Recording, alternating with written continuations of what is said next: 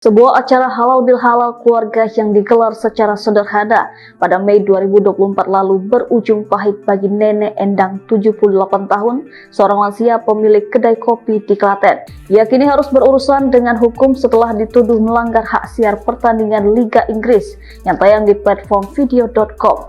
Acara itu berlangsung di Alero Cafe dan Eatery milik Nenek Endang, di mana ia dan keluarga besar berkumpul untuk bersilaturahmi.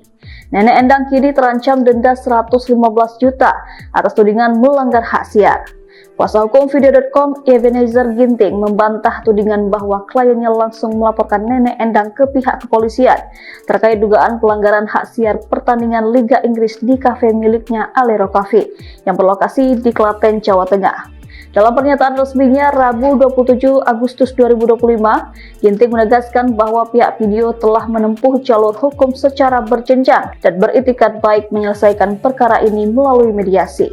Namun menurutnya proses mediasi tersebut tidak membuahkan kesepakatan apapun. Dalam pertemuan itu, pihak Nenek Endang diwakili oleh seorang bernama Dewanta Ariwardana. Karena tidak ada titik temu dalam mediasi awal, video kemudian melaporkan kasus ini ke polisi. Meski demikian, Ginting menyatakan bahwa laporan tersebut tidak langsung diproses oleh aparat kepolisian. Sebaliknya dilakukan kembali proses mediasi yang kali ini dihadiri langsung oleh Nenek Endang.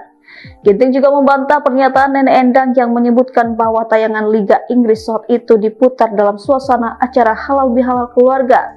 Menurutnya dari hasil investigasi dan bukti yang diperoleh timnya, diketahui bahwa penayangan pertandingan Liga Inggris dilakukan di area komersil tanpa lisensi resmi.